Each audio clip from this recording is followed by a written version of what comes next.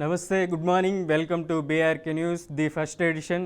ముందుగా మనకు అనలిస్ట్ బండారు రామ్మోహన్ గారు ఉన్నారు. ఈరోజు టుడే చూసుకుంటే ప్రధానంగా ఈనాడు శీర్షికలో చూసుకుంటే, ఈనాడు తెలంగాణ ఉన్నట్లుండే వస్తుంది, కన్నీరు కురుస్తుంది, రోడ్లపైకి వరదతో స్తంభిస్తున్న ట్రాఫిక్, నీట మునుగుతున్న పలు కాలనీలు, వారంలో 4 మృత్యువాత. ఈ క్లిప్పింగ్ మెయిన్ ఈనాడు తెలంగాణలో హెడ్లైన్లో మనం చూస్తున్నాం. హైదరాబాద్లో భారీ వర్షం కురుస్తుంది గత 3-4 రోజుల నుంచి. ఈ వర్షానికి ఎక్కడికక్కడ రోడ్లన్నీ జలమయం అవుతున్నాయి. దీనివల్ల ట్రాఫిక్కి అంతరాయం ఏర్పడుతుంది. మనం ఈనాడులో తెలంగాణ మెయిన్ హెడ్లైన్ వర్షన్ చూస్తున్నాం. ఇదే హైలైట్ అవుతుంది. ఇక ప్రధానంగా చూసుకుంటే ప్రధానమంత్రి నరేంద్ర మోదీకి జ్ఞాపిక అందజేస్తున్న రామోజీ గ్రూప్స్ సంబంధించినటువంటి CMD CH Kiran, ETV CEO Bapineedu. ETV Annadata కార్యక్రమం నాకెంతో ఇష్టం. సబల ఉత్పత్తుల ద్వారా చిరుధాన్య రైతులకు చేయూతనివ్వడం సంతోషకరం. రామోజీ గ్రూప్ సిఎండి సిహెచ్ కిరణ్తో ప్రధానమంత్రి నరేంద్ర మోదీ భేటీ అయినట్లు తెలుస్తుంది. ఈ వార్త ప్రధానంగా ఈనాడు తెలంగాణలో హైలైట్ అవుతుంది. ఇక సిరిసిల్ల కలెక్టర్పై ప్రభుత్వం సీరియస్, నోటీసులు జారీ చేసిన సిఎస్. ఈ వార్త కూడా ఈనాడు తెలంగాణలో మనం చూస్తున్నాం.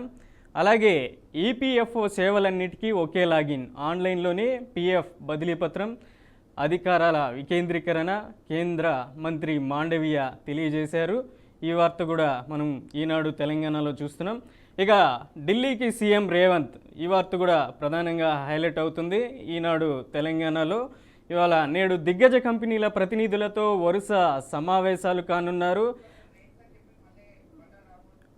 దీనికి సంబంధించినటువంటి వార్త ప్రధానంగా హైలైట్ అవుతుంది ఈనాడు తెలంగాణలో.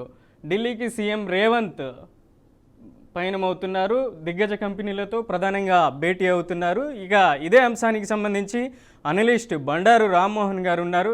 బండారు రామ్మోహన్ గారు, ఢిల్లీకి సీఎం రేవంత్ దిగ్గజ కంపెనీలతో భేటీ అవుతున్నారు. దీనికి సంబంధించి మీ దగ్గర ఉన్నటువంటి సమాచారం ఏంటి, మీ అభిప్రాయం ఏంటి? మనోజ్, మీకు అట్లాగే బీఆర్కే న్యూస్ ప్రేక్షకులకు నమస్కారం, శుభోదయం. మంచిదే. నా ఉద్దేశం ఏంటంటే, పెట్టుబడులు తీస్తా అంటే ఎవరొద్దు అంటారు. అత్తను కోడలు అడిగిందట, ఏమనంటే, అమ్మ అత్త అత్త నేను కొడుకును గంట, ఇప్పుడు కూడా కూతురును గంట అనొచ్చు. అప్పుడు పాత సామెత కనుక ఎవరైనా వద్దనే భ్రష్టు అత్త ఉంటుందా? అట్లాగే ఇది కూడా అంతే. మనందరం స్వాగతిద్దాం. ఢిల్లీకి ఇప్పుడు 53వ సారి, 54వ సారి పోతున్నాం. నేనేమంటున్నానంటే, 22 నెలలు దాటి ప్రభుత్వం వచ్చి రేపు డిసెంబర్ 7 వస్తే 24 నెలలు, 2 సంవత్సరాలు పూర్తవుతుంది. నాకు తెలిసిన సంప్రదింపుల దేశాల్లో ఉంటే కష్టం అంటున్నారు. ఎప్పుడైనా కూడా ఇల్లు అలకగానే పండుగ కాదు కదా. మనం ఇల్లు అలకాలి, తర్వాత పండుగ చేసుకోవాలి, అప్పుడు మాత్రమే పండుగ.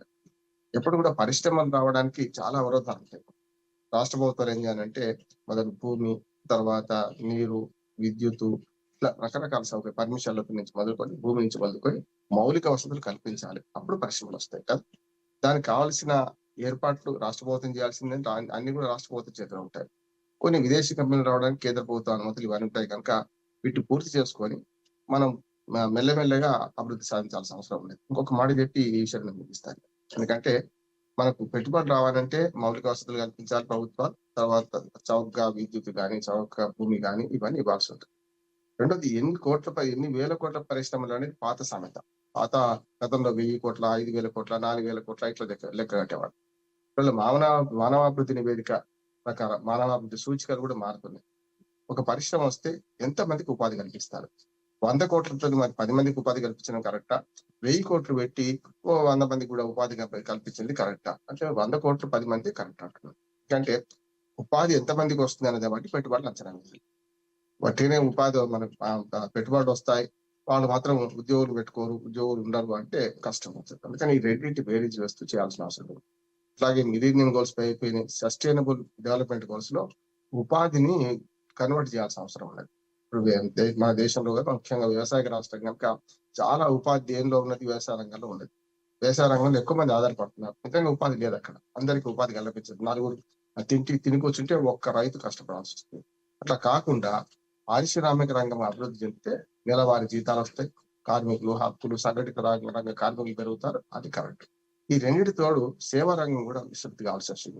ఒక పరిశ్రమ వస్తే దాని పక్కన టీ కొట్టు పెట్టుకునే వాళ్ళ నుంచి మొదలుకొని రకరకాల వృత్తులు చేసుకునే వాళ్ళు ఒక రకంగా చెప్పాలంటే అక్కడ ఆ పరిశ్రమ పక్కన ఒక చిన్న పల్లె వెలవడం ఇట్లా చూసుకుంటే అప్పుడు కూడా ఈ మిగతా సర్వీస్ రంగంలో కూడా మార్పు వస్తుంది. కనుక ఈ 3 కూడా నైపుణ్య అభివృద్ధి కావాలి, సర్వీస్ రంగం పెరగాలి, పరిశ్రమలు పెరగాలి.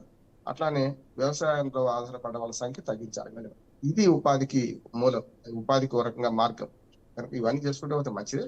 ఢిల్లీకి పోయి అయినను హస్తినకి వెళ్ళాల్సిందే కదా!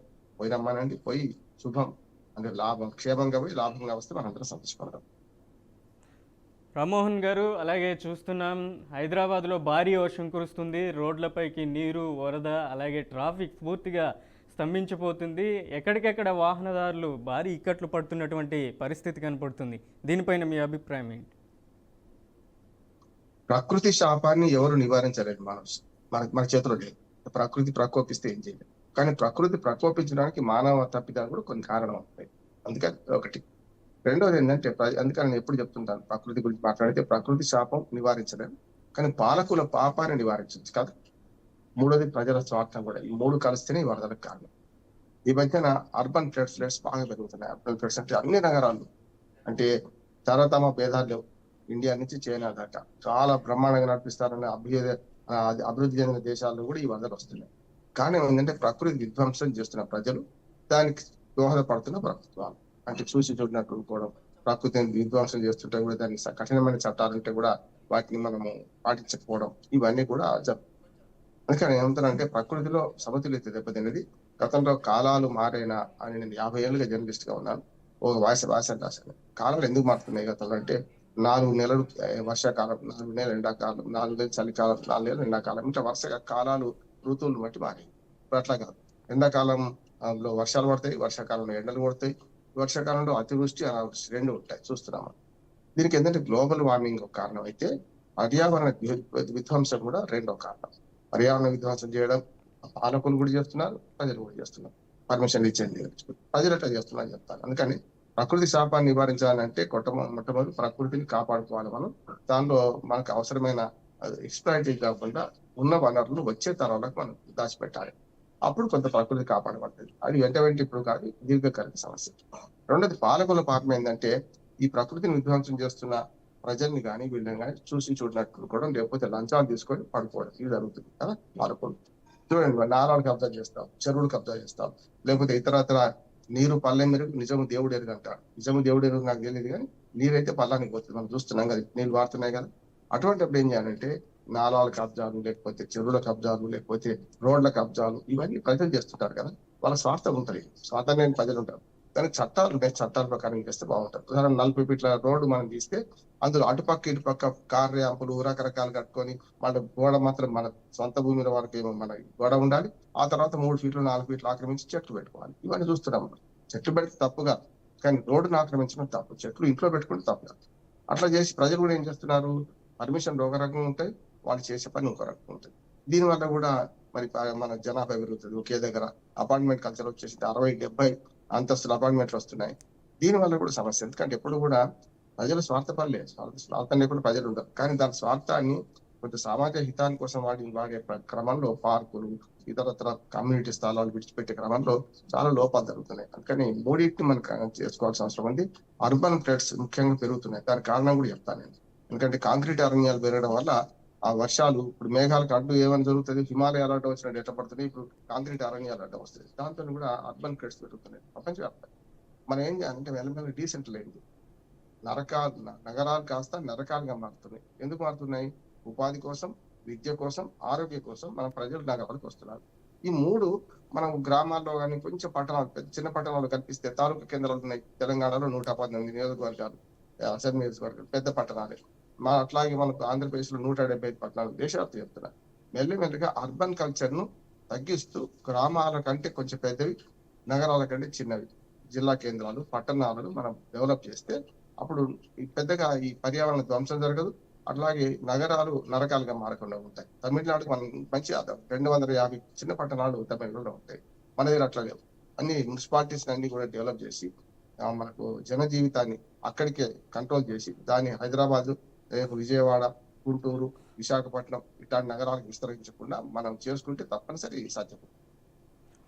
రైట్. అలాగే చూసుకుంటే ఈనాడు తెలంగాణలో నెక్స్ట్ క్లిప్పింగ్ ప్రధానమంత్రి నరేంద్ర మోదీకి జ్ఞాపిక అందజేస్తున్న రామోజీ గ్రూప్ సంస్థల CMD CH Kiran, ETV CEO Bapineedu. ETV Annadata కార్యక్రమం నాకెంతో ఇష్టమని ప్రధాని మోదీ గారు తెలియజేస్తున్నారు. బండారు రామ్మోహన్ గారు ఈటీవీ కార్యక్రమంలో వచ్చే అన్నదాత కార్యక్రమం 6:30 ఇది నాకెంతో ఇష్టం. నేను గుజరాత్ ముఖ్యమంత్రిగా ఉన్నప్పటి నుంచి ఈ కార్యక్రమాన్ని వీక్షిస్తున్న ఈటీవీలో ప్రతి ఒక్కరూ మనం కూడా చూస్తాం. తెల్లారితో నిద్ర లేవగానే ఈ కార్యక్రమంతోనే నిద్ర లేస్తారు. అలాంటి కార్యక్రమానికి జ్ఞాపికను కూడా అందజేశారు. దీనిపైన మీ వర్షన్ ఏంటి బండారు రామ్మోహన్ గారు? మనోజ్, ఇక్కడ నేను ఈనాడులో కూడా నేను 9 ఏళ్ళు పనిచేశాను, స్ట్రింగర్ తాలూకా. అప్పుడు మనకు రైతే రాజు అని సినిమా అది వచ్చేది, మన శీర్షిక ఈ మన డైలీ పేపర్లో చాలా అద్భుతమైన విషయాలు వచ్చాయి. గతంలో డైలీ పేపర్లో వార్తలు మాత్రమే వచ్చేవి. 73 తర్వాత విప్లవం మొదలైంది. అందుకని అన్నదాతలు ఆనాడే సెక్స్ సైన్స్ గురించి, రైతే రాజు అనే రైతుల గురించి ఇట్లా వచ్చేవి. మొదట్లో మనకు అన్నదాత వచ్చిన కొత్తలో నేను కూడా వ్యాసం రాశాను, సేమ్ ఇదే క్యాప్షన్ పెట్టి. ఏమనంటే, ప్రకృతి శాపమా పాలకుల పాపమా, మనకి రైతులు ఎందుకు గురవుతున్నారు ఇట్లా అని చెప్పి. అంటే నేటి రైతే రేపటి కూలి అని చెప్పి, దీని సమస్యలు ఏమిటి, దీని పరిష్కారాలు ఏమిటి.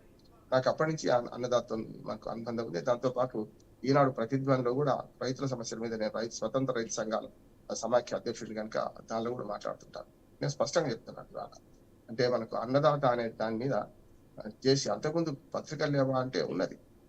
జమీన్ రైతు అనే మనకు రాజకీయ పక్ష పత్రిక ఉండేది, దినపత్రిక ఉండేది, చాలా పత్రికలు గతంలో వచ్చాయి. కానీ వ్యవసాయం కోసం, వ్యవసాయదారుల కోసం ప్రత్యేకమైన పత్రికల్లో అప్పటిదాకా వచ్చిన పత్రికల కంటే మెరుగైన దాంట్లో శాస్త్ర సాంకేతిక రంగాలు అందిస్తూ, నిజంగా చెప్పాలంటే ఒక రైతులకు దిక్సూచిగా పనిచేస్తుంది. ఇప్పటికి కూడా ప్రారంభమైన నుంచి ఇప్పటికి కూడా ప్రధానమంత్రి మోడీ గారు అనేది చాలా కరెక్ట్. వాటికి పూర్తిగా అర్హులు ఈనాడు పబ్లికేషన్స్ వాళ్ళు అర్హులే. అందుకని అన్నదాత ఒక రకంగా బౌండ్ చేసుకోవాల్సిన పుస్తకం ప్రతి నెల. అదేందుకు మనకు అన్నదాత చందా కడితే వాళ్ళు డైరీతో సహా ఇచ్చేవాళ్ళు. చాలా తక్కువ డబ్బులతో కూడా మనకు రైతులకు అందిస్తున్నారు. శాస్త్ర సాంకేతిక రంగాలతో పాటు అత్యాధునికమైన విజ్ఞానాన్ని, ప్రపంచవ్యాప్తంగా ఉన్న ప్రాక్టీసెస్, వ్యవసాయంలో ఉన్న ప్రాక్టీసెస్ ను మనకు అందించడం వల్ల మనం కూడా నేర్చుకుంటాం కదా. మన నుంచి ఇంకో నేర్చుకోవాలి, ఇంకో నుంచి మనం నేర్చుకోవాలి. పరస్పరం అవగాహన పెంచుకోవడానికి అన్నదాత వ్యవసాయదారులకు నిజంగానే ఒక వరం అంటున్నాను నేను. దాన్నే మోడీ గారు చెప్పారు. ఈనాడు పబ్లికేషన్స్ వాళ్ళను మనం ఈ సందర్భంగా అభినందించాల్సిందే. రైట్. ఈనాడు తెలంగాణలో నెక్స్ట్ టాపిక్ చూస్తే, దసరా బస్సుల్లో 50% అదనపు ఛార్జీలు, పల్లె వెలుగులోనూ అమలు, 7,754 ప్రత్యేక సర్వీసులు నడిపేందుకు ఆర్టీసీ ప్రణాళిక రచిస్తుంది. ఈ నెల 20 నుంచి అక్టోబర్ 2 వరకు ఈ బస్సులను నడపనున్నారు తెలంగాణ ఆర్టీసీ గవర్నమెంట్. ఇక 50% ఛార్జీలు వసూలు చేయాలని ఆర్టీసీ నిర్ణయించింది. దీనిపైన మీ వర్షన్ ఏంటి బండారు రామ్మోహన్ గారు? మనకి ఎప్పుడైనా కూడా పండుగ సందర్భంగా 1 వే ఉంటాయి. అంటే అంత దసరా ముందు పోయేవాడు ఉంటారు. ముఖ్యంగా ఇప్పుడు 2 తెలుగు రాష్ట్రాల్లో సంక్రాంతి పండుగ ఆంధ్ర ప్రాంతంలో బాగా ప్రశస్తం అయితే, తెలంగాణలో అమెరికా ఉన్న వాడు కూడా దసరా పండుగ ఇంటికి వస్తారు. నేను కూడా నిన్న దాకా బెంగళూరు ఉన్నాను. వాళ్ళ పండుగల సందర్భంగా మళ్ళీ హైదరాబాద్కి వచ్చేసాను మా ఫ్యామిలీ. నేనేమంటున్నానంటే, అందరూ కూడా దసరా పండుగకి ఇంటికి పోదాం అనుకుంటారు. అంటే బస్సులు పోయేటి అన్ని కూడా పోతుంటాయి, ఖాళీగా వస్తుంటాయి మరి కనుక. కానీ మరి ఖాళీగా డీజిల్ ఖర్చు అవుతుంది కదా, కనుక పెంచాల్సిందే. కానీ మొన్న చాలా అబ్నార్మల్ గా పెంచారు అంటున్నారు. ఆ ఉద్దేశం అంటే 50% అనేది కాదు. దాన్ని ఏం చేయాలంటే పరస్పరం ఇట్టించామంటూ అట్టించు, కొంత సమయంలో పాటించి కొంతవరకు ఆ డిపో నుంచి ఇటుపక్క, ఈ డిపో నుంచి అటుపక్క నడిపితే కొంత ఖాళీగా ఉండకుండా అవకాశం ఉంటుంది. తప్పదు. అప్పటి నుంచి ఉంది, వాళ్ళు కొత్త కాదు. 50% అదనపు ఛార్జీలు కొత్త ఏం కాదు, డబుల్ చేశారు. పోయినసారి 2 చేశారు, అది తప్ప. గతంలో 80 రూపాయలు ఉంటే 160 చేశారు. కాదు, ఆ 50% అనేది చాలా వాజీబే, చేయొచ్చు, నష్టం లేదు. మనం కూడా ఏం చేయాలంటే చాలా వరకు పబ్లిక్ ట్రాన్స్పోర్ట్ ను ఉపయోగించుకోవాలి. చాలా వరకు ఇప్పుడు కరోనా కష్టకాలం వచ్చిన తర్వాత 2001 నుంచి ఈ పర్సనల్ వెహికల్స్ పెరిగింది. దాంతో ఏమైంది, 4 లేకపోతే 5 కనుక మామూలు చిన్న కార్లో ప్రయాణిస్తే ఎక్స్ప్రెస్ ఛార్జ్ కంటే తక్కువ అవుతుంది కనుక వెళ్ళిపోతున్నారు, వెళ్ళారు. కానీ ఇప్పటికీ పేదలకు ఆ సౌకర్యం లేదు కదా. ఖచ్చితంగా బస్సు సౌకర్యం కావాల్సిందే. కొంచెం పెంపకం మాత్రం, ఇది బస్సు ఛార్జీల పెంపు మాత్రం 50% దాటకుండా ఉంటే మంచిదని నా ఉద్దేశం. రైట్. అలాగే ఈనాడు ఆంధ్రప్రదేశ్ విషయానికి వస్తే, ఇంటింటికి జీఎస్టీ ఫలాలు, బాధ్యతను ప్రజాప్రతినిధులే తీసుకోవాలి, విస్తృత ప్రచారం చేయాలి, అవగాహన కల్పించేందుకు మంత్రివర్గ ఉపసంఘం భేటీ అవుతుంది. వైకాపా లాంటి పార్టీలకు ఇవి అర్థం కావు, వాళ్ళు అసెంబ్లీకి రారు, రాష్ట్రంలోనూ మరెన్నో సంస్కరణలు తెస్తాం. ప్రధానంగా జీఎస్టీ సంస్కరణ ఫలాలను రాష్ట్రంలోని ప్రతి కుటుంబానికి తెలియజేయాల్సిన బాధ్యత మనపై ఉందంటూ సీఎం చంద్రబాబు తెలియజేస్తున్నారు. దీనిపైన మీ వర్షన్ ఏంటి రామ్మోహన్ గారు? మంచిదే. జిఎస్టీలో గతంలో 6 స్లాబులు ఉంటే 4 చేశారు. 4 నుంచి ఇప్పుడు 2 చేశారు. గతంలో 5, 12, 18, 28% స్లాబుల నుంచి ఇప్పుడు కేవలం 5, 12% తగ్గించారు. కొన్ని మాత్రం మన ఎక్స్ట్రా కొన్ని మద్యం కానీ ఇట్లాంటివి అయితే దాని మీద జిఎస్టీ వర్తించదు. మద్యానికి వేరే ఉన్నది, ఇంధనానికి వేరే, ఇంధనాలు కూడా అంటే మనకు పెట్రోల్, డీజిల్ వీటి కూడా వర్తించదు. కనుక ఆ రెండేమో వీటికి అతీతం. కానీ కొన్ని మాదక ద్రవ్యాలు ఉన్నాయి, వాటిని అసలు లెక్కలేదు, పర్మిషన్ ఉండదు. కొన్ని ఏదైతే బీడీలు, సిగరెట్లు ఉన్నాయి అనుకోండి, వాటి మినహాయించి 40% దాకా తీసుకెళ్లారు. అందుకని ఏమంటే జిఎస్టీ ఫలితాలు వద్దన్నా ప్రజలకు అర్థమవుతుంది. ఎందుకంటే నిత్య జీవితంలో మనం అనుభవించేది కదా. ఇడ్లీ తింటే 5% ట్యాక్స్ కేంద్ర ప్రభుత్వానికి, రాష్ట్ర ప్రభుత్వానికి 5.5 పోతున్నాయి కదా. కానీ జిఎస్టీ ఫలితాలు అందరికీ అర్థమయ్యేటట్టు వివరించాల్సిన అవసరం ప్రభుత్వాలకు ఉన్నది కాదట్లేదు. కానీ ఇంకా జగన్నామ స్మరణ అవసరం జరపడానికి మళ్ళీ ఒక మంచి శుభమైన వార్తలో మళ్ళీ వాళ్ళకి అర్థం కాదు, వీళ్ళకి అర్థం కాదని మాట్లాడితే వాడు ఒకటి అంటాడు, వీళ్ళు ఒకటి అంటాడు. అదే కదా సమస్య. ఎందుకంటే రాజకీయం చేయదు ఎప్పుడైనా కూడా. జిఎస్టీ సంస్కరణలు చాలా మంచివి. దీనివల్ల రాష్ట్రాలు ఏమైనా నష్టపోతే కూడా ఆ నష్టపరిహారాన్ని కూడా అంటే ఏమైనా పన్నుల వసూలు తగ్గిపోయినా, లేకుంటే పన్నులు మనకు ఆదాయం తగ్గినా కేంద్ర ప్రభుత్వం సవరించడానికి వీలుంది, వాళ్ళు సహాయం చేయడానికి వీలుంది. కనుక జిఎస్టీ సంస్కరణ అందరూ ఆహ్వానించాల్సింది. మెల్లమెల్లగా అంతిమంగా ఒక మాట చెప్పొచ్చు, పన్నులు ఎంత తక్కువైతే అంత మనకు మళ్ళీ రిటర్న్స్ వస్తాయి. ఇప్పుడు పన్నుల వ్యవస్థలో ఎప్పుడో అర్థశాస్త్రం రచించిన చాణక్యుడు అంటారు, అర్థశాస్త్రంలో పన్ను నొప్పి లేకుండా పన్ను ఈ పన్ను నొప్పి కాదు, ఆ పన్ను నొప్పి లేకుండా పన్ను వసూలు చేస్తే అంటే నొప్పి తెలియకుండా పన్నులు వసూలే అని చెప్పి. అందుకని జిఎస్టీ వచ్చిన తర్వాత మల్టిపుల్ ట్యాక్సెస్ పోయి మంచి విధానం వచ్చింది. ఈ సంస్కరణ ఇంకా మంచిదని నేను అంటున్నాను. రైట్. ఈనాడు ఆంధ్రప్రదేశ్లో నెక్స్ట్ క్లిప్పింగ్ చూస్తే, ఎక్కువసేపు మైక్ ఇస్తామంటే రేపే సభకు వస్తా, ప్రతిపక్ష హోదా లేకపోయినా సరే వైకాపా శాసనసభాపక్ష భేటీలో వైఎస్ జగన్ తెలియజేస్తున్నారు.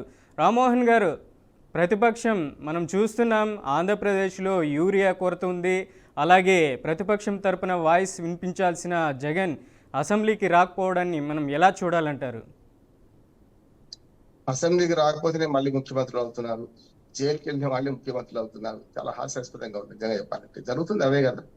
నేనేమంటున్నాను, జగన్ ఒక డిమాండ్ తప్పు డిమాండ్ అంటున్నాను. తప్పు డిమాండ్ వాడుకుంటాను. రాజకీయంగా వారు మంచి చేస్తే మంచిగా అన్నాను, కానీ ఇప్పుడు ఈ అంశంలో నేను ఎప్పుడు కూడా పక్షపాత రహితంగా ఉంటాను. ఎందుకంటే మంచి చెడ్డని చెప్తాను. నీకు 11 మంది ఎమ్మెల్యేలు నీకు ప్రజలు నీకు తీర్పు ఇచ్చారు. పబ్లిక్ మైండెడ్ కదా, దాన్ని ఒప్పుకోవాలి కదా. 11 మందికి ఎంత సమయం ఇస్తారో అంత సమయం ఇస్తారు స్పీకర్, అంతకంటే కూడా వీలు లేదు కూడా. నాకు ఎక్కువ సమయం ఇస్తే వస్తా, నాకు ప్రతిపక్ష హోదా ఇస్తే వస్తా, రెండోది విడిచిపెట్టినట్టే కదా. మొన్నటిదాకా డిమాండ్ ఏంటి, ప్రతిపక్ష హోదా ఇస్తే వస్తా. ప్రతిపక్ష హోదా అంటే అది రాజ్యాంగంలో ఎక్కడ లేదు. వాడు అన్న వాదన కరెక్టే, కానీ ఒక సాంప్రదాయాన్ని పాటిస్తున్నాం కదా. గతంలో లేకపోయేది. మనకు మొదటి 4 లోక్సభలలో ఎప్పుడు కూడా 10% దాటకపోతే మనకు ప్రతిపక్ష హోదా ఇవ్వలేదని లేదు. కానీ తర్వాత 70s తర్వాత మనం ఒక పద్ధతి పెట్టుకున్నాం. ఎవరు పడితే వాళ్ళకు నలుగురు ఉంటారు, మరి ఎవరికి వాళ్ళు ప్రధాన ప్రతిపక్ష హోదా. కనుక 10% దాటిన సింగిల్ మెజార్టీ పార్టీ దాన్ని ప్రతిపక్ష హోదా ఇస్తామనుకున్నారు, నడుస్తుంది. పార్లమెంట్ వాటిలాగే, అసెంబ్లీ వాటిలాగే ఉమ్మడి ఆంధ్రప్రదేశ్ లో కొనసాగింది, ఉమ్మడి మన దేశంలో కూడా అదే కొనసాగుతుంది. కానీ కాదని నాకు ప్రతిపక్ష హోదా ఇస్తే వస్తా. ఎప్పుడు వస్తుంది? కనీసం 170 సీట్లు ఉన్నాయి, 10% అంటే 18 సీట్లు గెలుచుకోవాలి. 18 గెలుచుకోలేదు కదా, ఎట్లా వస్తుంది? ఇప్పుడు ఆ డిమాండ్ పోయింది. నాకు ఎక్కువ సమయం ఇస్తే వస్తా అంటున్నాం. ఎక్కువ సమయం ఇవ్వడానికి వీలే కాదు. ఈ 11 సీట్లకు ఎంత సమయం అయినా అంతే సమయం ఇస్తారు. కానీ నేనేమంటున్నానంటే, మంచి చెప్పడానికి 1 గంటల ప్రసంగం అవసరం లేదు కదా, 4 మాటలు చాలండి.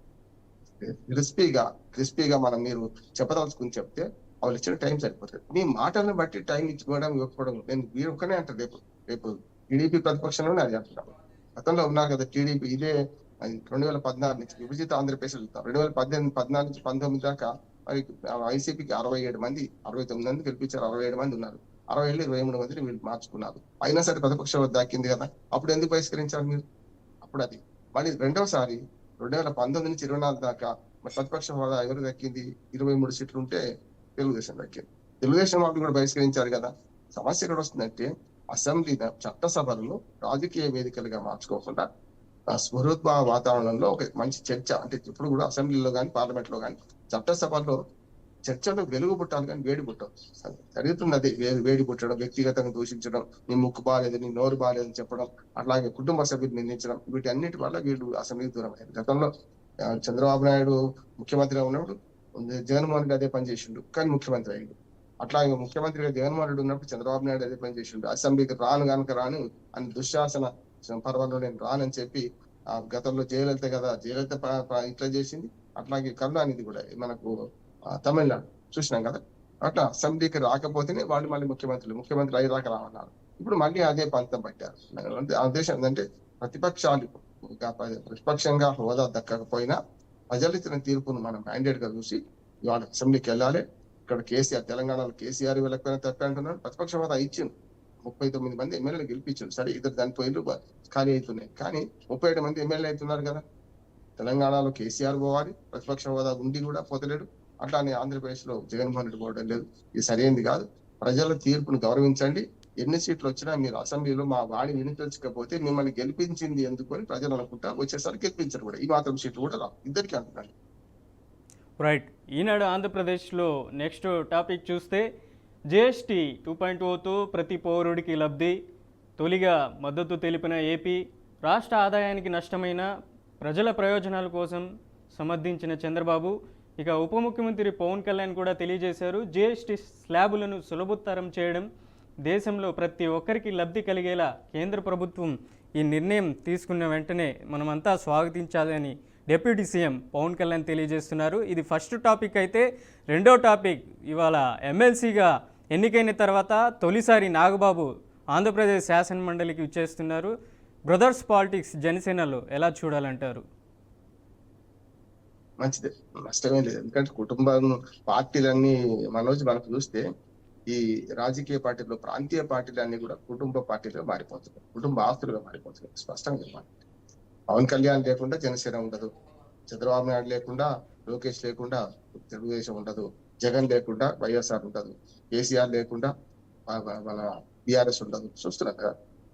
దేశంలో ఇది ఒకటే కాదు, దేశంలో ఉన్న అన్ని ప్రాంతీయ పార్టీలు వాళ్ళ కుటుంబ వారసత్వ రాజకీయాలతో నిండిపోయింది. స్టాలిన్ లేకుండా ఇప్పుడు కరుణానిధి తర్వాత స్టాలిన్ వచ్చిండు. చూడండి, మొత్తం ఉత్తర భారతదేశంలో అయితే బీహార్లో ఎన్నిక జరగాల్సి ఉన్నది. అందుకని అంతటా కూడా అప్పటి పార్టీ స్థాపకులు, పార్టీ ముఖ్య నాయకుల వారసులే వస్తున్నారు. అందులో తప్పు ఉందా అంటే తప్పు ఉంది, లేదంటే లేదు. వారసత్వం ఎంట్రీ మాత్రమే మన మనకి. అందుకని నాగబాబు గారిని మనందరూ స్వాగతిద్దాం. నాగబాబు గారు ఇవాళ ఎమ్మెల్సీ ప్రమాణ స్వీకారం చేస్తున్నారు కనుక రాజకీయ జీవితంలో ఇప్పటివరకు చట్టసభల పదవులు ఆయన అనుభవించలేదు, మంచిది వస్తున్నారు. దాంతో పాటు రాజకీయాల్లో వారసత్వం కేవలం ఎంట్రీ మాత్రమే. తర్వాత వాళ్ళ ప్రతిభ నిరూపించుకునే అవకాశం వచ్చినప్పుడు బయటపడతారు. ప్రతిభ ఉందా లేదా, ప్రజలకు మేలు చేస్తారా లేదా ఉంటుంది. అది వేచి చూద్దాం ఏం జరుగుతుందో. నాగబాబు గారిని మనం స్వాగతించాలి, మంచిదే. ఇక రెండోది ఏంటంటే జిఎస్టీ సంస్కరణల మీద కూటమి ప్రభుత్వం కనుక కేంద్రంలో ఏం చేసినా సమర్థిస్తారు, అంతే కదా. ఇదంతా డబుల్ ఇంజన్ సర్కార్ కదా. ఒకవేళ ప్రతిపక్షంగానే ఉందనుకోండి, టీడీపీ కానీ జనసేన, అప్పుడు ఏమనేవాడు, జిఎస్టీ వల్ల మా ఆదాయం పోతుంది ఎట్లా అనేవాడు. అదే చెప్పారు కదా, జిఎస్టీ వల్ల మాకు రాష్ట్రాలకు ఆదాయం పోతుంది, అయినా సరే స్వాగతిస్తున్నాం. అప్పుడు ఏమన్నవాడు, జగన్మోహన్ రెడ్డి నాడు అంటున్నారు. ఇప్పుడు మనకు బీజేపీని కానీ కేంద్ర ప్రభుత్వం విమర్శించే సాహసం చేయరు. ఆంధ్రప్రదేశ్ లో ఉన్న విభిన్న పరిస్థితి ఏంటంటే, ఇప్పుడు కేంద్ర ప్రభుత్వానికి అందరూ మద్దతు పలుకుతున్నారు. ఏ చట్టం మనకు బిల్లు పాస్ కావాలన్నా జగన్మోహన్ రెడ్డి గారు ఉపరాష్ట్రపతి ఎన్నిక నుంచి కూడా ముందు పెడితే, అంతకుముందు అన్నిటి కూడా ప్రతిపక్ష నాయకుడు ఉన్నప్పుడు సమర్థించాడు, అధికారంలో ఉన్నప్పుడు సమర్థించాడు. రహస్య స్నేహితుడిగా జగన్మోహన్ రెడ్డి ఆ కూటమి ప్రభుత్వానికి ఉన్నట్టు ఎవరికి చెప్పాలంటే బీజేపీ. ఇక్కడ తెలుగుదేశం వ్యతిరేకంగా వచ్చు, కానీ అక్కడ కలిసి ఉంటున్నారు. కనుక వాళ్ళు ఈ జిఎస్టీ మీద వీళ్ళు మాట్లాడితే నాకు అంత అర్థమైంది ఏంటంటే, ప్రతిపక్షంలో ఉంటే ఇదే జిఎస్టీ తిట్టేవాళ్ళు కదా. తమ నెలలు తప్పిన తమ మిత్రుడు శత్రువుల గురు గదవాసుమతి అన్నట్టు సుమతి శతకం చెప్పినట్టు, శతకాలు చెప్పినట్టు, వీళ్ళు ఇప్పుడు ప్రభుత్వంలో కూటమి ప్రభుత్వంలో ఉంది కనుక స్వాగతిస్తున్నారు, లేకపోయినట్టు విమర్శిస్తారు. మాకు నష్టం అవుతుంది మీ జిఎస్టీ విధానం వల్ల, రాష్ట్రాలకు ఎప్పుడు సాయం చేస్తారు చెప్పు అంటారు, అంతే కదా. కనుక జగన్మోహన్ రెడ్డి గారు ఆ ప్రతిపక్షంలో ఉన్నాడు కనుక దాని మీద కూడా ఏం మాట్లాడుతున్నాడు. జిఎస్టీ మంచిది, ఎవరైనా మంచిది అనాల్సిందే. దాన్ని ఏదైతే ప్రజలకు మేలు చేసే జిఎస్టీ రావడం మంచిది అంటున్నారు. రైట్. ఈనాడు ఆంధ్రప్రదేశ్లో నెక్స్ట్ క్లిప్పింగ్ చూస్తే, మద్యం కుంభకోణం కేసులో ఈడీ దూకుడు, 5 రాష్ట్రాల్లోని 20 ప్రాంతాల్లో సోదాలు, రాజ్ కసిరెడ్డి భార్య డైరెక్టర్ ఉన్న ఆసుపత్రి సహా పలు చోట్ల తనిఖీలు, వైకాపా ముఠాకు ముడుపులు చెల్లించేందుకు వైట్ని బ్లాక్లోకి మార్చిన డిస్టిలరీ ఇది ప్రధానంగా మనం చూస్తున్నాం.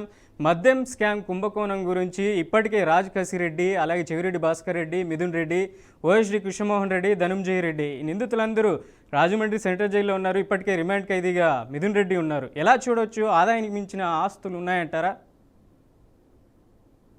తీగలాగారు డొంక కదులుతుంది మనసు మనకి మొత్తం. ఇప్పటికే గత ఫస్ట్ మనకు కేసుల్లో A1 ఏమో జగన్మోహన్ రెడ్డి, A2లో ఉన్న విజయసాయి రెడ్డి విడిపోయి ఈ మద్యం కుంభకోణంలో కొన్ని వివరాలు చెప్పారు. ఆయన విచారిస్తే ఏమన్నారంటే, నేను మొదటి నలుగురిలో ఆ దుష్ట చతుష్టయం అంటున్నారు కదా, ఆ నలుగురు కమిటీలో నేను ఉండేవాడిని మొదట్లో. కానీ నా తర్వాత లిక్కర్ కేసులో 3 నెలల లోపే నేను బయటకు వచ్చాను. ఏదైతే కమిటీలో ఉన్నవాడిని కమిటీలో మళ్ళీ హాజరు కాలేదు కనుక నాకు విషయాలు తెలియవు, కానీ కొంత జరిగింది అనే మాటను ఆయన ఒప్పంది. ఆ తర్వాత మొత్తం తీగలాగితే ఒక్కొక్కరు 45 మంది దాకా ఇప్పుడు నిందితులుగా చేర్చారు. మెల్లమెల్ల అరెస్ట్ జరుగుతున్నాయి. వాళ్ళ అక్రమాస్త్రం గురించి మాట్లాడుతున్నారు. కానీ గమ్మత్ ఏంటంటే, అసత్యాలు అసత్యాలతో ఈ కేసును పక్కదారి పట్టిస్తారని నేను అనుకున్నాను. ఎట్లాగూ ఈడీ కూడా రంగంలో ఉంది. నా ఉద్దేశం ఏంటంటే, ఇక్కడ కేసులో సిట్ మాత్రమే నడుస్తుంది. సిట్ అనేది రాష్ట్ర ప్రభుత్వం వేసిన స్పెషల్ ఇన్వెస్టిగేషన్ టీం కనుక అది సరిపోదు అంటున్నారు. లిక్కర్ లో హవాలా మనీ ఉంది, ₹1 చేతులు మానే అంటున్నారు. 12 పెట్టెలు 11 కోట్లు దొరికినాయి. 12వ పెట్టె ఏమైంది? ఇప్పటికి నేను వ్యాసం రాశాను ఈ మధ్యన. మరి 12వ పెట్టెలో ఏముంది ఎవరు చెప్తలేదు. మరి 12 పెట్టెలు ఉంది, 12 అట్ట బాక్సులు ఉంది, 11 కోట్లు ఏం దొరికినాయి? మరి కోటికో బాక్స్ ఉండాలి కదా లెక్క అయితే. పోనీ అవ్వైనా కూడా వాటిని డిపాజిట్ చేయడంలో కూడా ప్రభుత్వం చాలా గందరగోళం సృష్టించింది. నేనేమంటానంటే, ఆ డబ్బులు ఏం చేయాలి? మళ్ళీ మారకుండా ఫిక్స్డ్ డిపాజిట్ చేసే క్రమం కాదు. ఒక దగ్గర కోర్టు ప్రాపర్టీ, అది వరకు చెప్పాలి, కేసులో ప్రాపర్టీ సీజ్ చేస్తారు కదా, ఆ రకంగా 11 కోట్లను వాళ్ళకు బ్యాంకులో కాకుండా కోర్టులో మన డిపాజిట్ చేయాలి. కోర్టులో దానికి ప్రత్యేక రసీదు తీసుకోవాలి. వాళ్ళు ఏం చేశారు? బ్యాంకులో చేశారు. అట్లెందుకు? మొత్తం లిక్కర్ కుంభకోణంలో జరిగిన కుంభకోణం ఏమంటున్నారంటే, డిజిటల్ పేమెంట్స్ లేకపోవడం వల్ల ప్రభుత్వం నడిపే షాపులోనే చాలా వరకు డిజిటల్ పేమెంట్స్ లేకుండా నగదు బదిలీ జరిగింది. నగదు పెట్టి మద్యం కొన్నారంటున్నారు కదా. అప్పటికి ఇప్పటికి ఒక చిన్న లాజిక్ వీళ్ళు మర్చిపోతున్నారు. గతంలో ఏదైతే ప్రభుత్వ షాపులు నడిచినాయి, ఆ స్థలంలో ఇప్పుడు మళ్ళీ ఏం చేశారు? లిక్కర్ పాలసీ మార్చింది కనుక ప్రైవేట్ వాళ్ళకి అప్పచెప్పారు. సేమ్ ప్లేస్ లో, గతంలో సేమ్ ప్లేస్ అంటే ఆ బజార్లో కానీ ఆ వాడకట్లో కానీ ఉన్న ఆ మద్యం షాప్ లో అప్పుడు ఎంత అమ్మింది, ఇప్పుడు ఎంత అమ్మింది చూస్తే అర్థమైంది కదా. డిస్టరీస్ నుంచి ఆనాడు ఎంత డ్రా చేశారు, మద్యం ఇప్పుడు ఎంత డ్రా చేశారు అర్థమవుతుంది కదా. అంటే ఒకరేమో 20,000 కోట్ల కుంభకోణం, ఒకరేమో 2,000 కోట్ల కుంభకోణం అంటారు. అసలు 26 తేడాలు అంటే సిట్టు విచారణ జరగాలి. దాంతో పాటు ఈ హవాలా మనీ ఏదైతే నేను చెప్పాను కదా, డబ్బులన్నీ 2 సార్లు దొరికినాయి. మరి ఇవన్నీ ఎన్నికల్లో పంచారంటున్నారు. ఎన్నికల్లో పంచడానికి కోసమే ఈ డబ్బులన్నీ తీసుకొచ్చారు. డబ్బులు లెక్క పెడుతూ కొందరు నిందితులు మనకు వీడియోలు కూడా మనకు కనపడ్డాయి. కానీ దీన్ని ఏం చేయాలంటే, కేంద్ర ప్రభుత్వ సంస్థ ఈడీ రావచ్చు, సిబిఐ రావాలంటే మాత్రం పర్మిషన్ ఇవ్వాలి. ఏది మనకి కనుక ఏదైతే ఈడీ వస్తే అప్పుడు నిజానిజాలు తెలితే కొంత కేంద్ర ప్రభుత్వం మీద విశ్వసనీయత ఉంటుంది.